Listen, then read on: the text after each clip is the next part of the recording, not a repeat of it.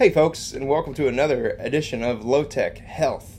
Let ourselves translate expert knowledge. I'm Brad Burns, your host, and today is Meatless, Mental Mushroom Mondays, and it couldn't have been more perfect because I had a patient who did mushrooms to bring in the new year, new 2020, new you, and I'll tell you, it's always a risk. It's always a risk doing mushrooms, especially without a trip sitter. Highly wouldn't recommend. On top of that, if you're diagnosed with clinical depression, you might want to just do it in a clinical setting, maybe even not do it at all.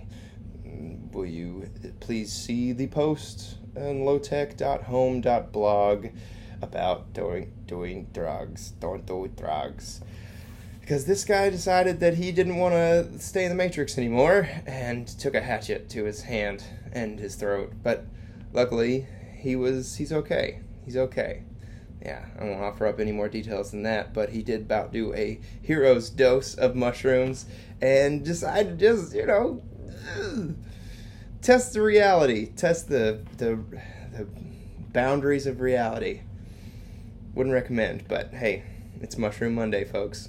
Meatless, Eatless, Mental Mushroom Monday. And if you're wondering why I wear these sunglasses, I just got off work. I work night shift, and it's very important to me, and this should be for everyone. Sleep hygiene.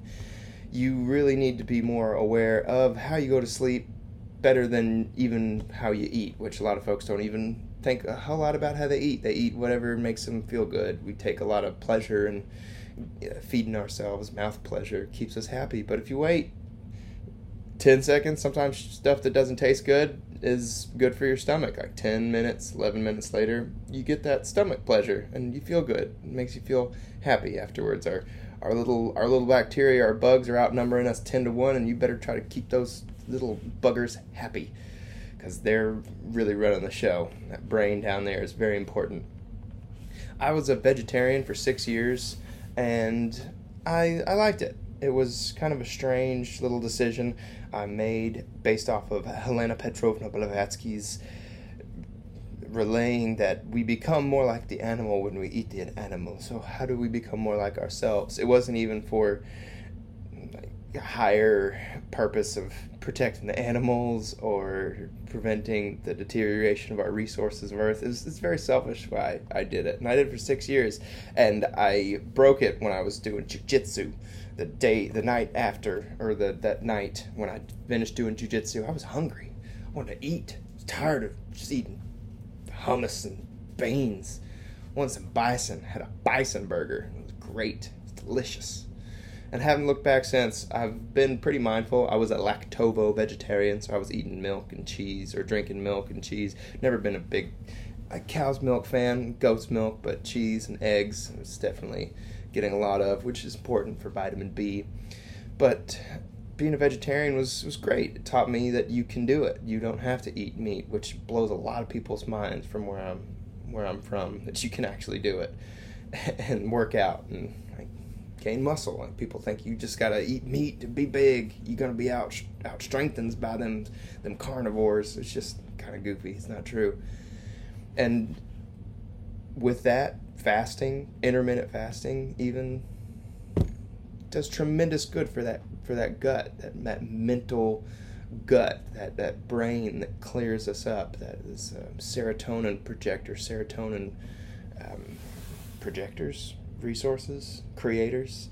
We get most of our happy, feel-good hormones from our stomach, which makes sense because your brain is just operating off of synapses and little salty synapsed connections, but you can't feed it without good protein, and your gut is gonna shut down. The asshole's in charge. If you've ever heard that joke, why the heart thinks it's in charge because it can stop beating, the lungs are in charge because they can stop breathing, but no, it's the asshole, because once the asshole shuts down, everything shuts down, because we can keep your heart beating with many ways, we can ventilate your lungs, but if someone sews up your asshole, you're done. You ain't gonna work anymore.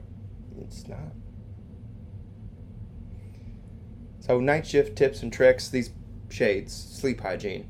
I wear them, they're blue blockers, because the circadian rhythm is reset when we see that blue light from the sun. Cortisol spikes, and it wakes us back up. So I want to go to sleep. I don't want to stay up. I have blackout shades, as you see, just in my den, and then my room, it's just pitch black. I have no idea what time it is when I wake up, and it's awesome. I love it.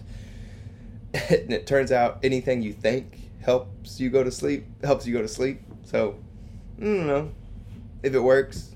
I think it works. I also take a microdose of melatonin. That's right. No, not the microdose. You're thinking of how I started this talk.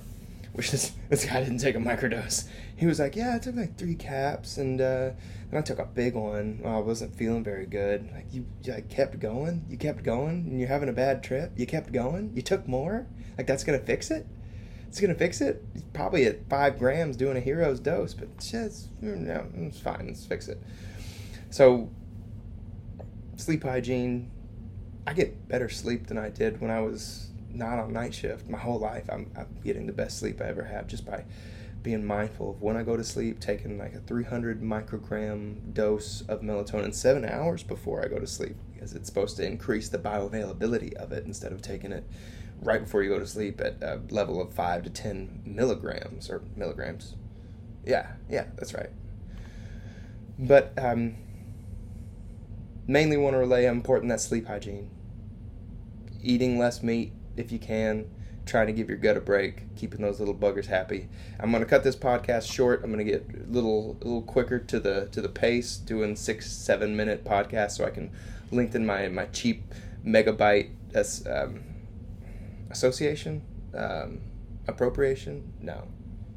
accommodation. No, I'm tired. Anyways, thank y'all for listening. I will see you tomorrow. Have a great day. And have a great Meatless Mental Mushroom Monday.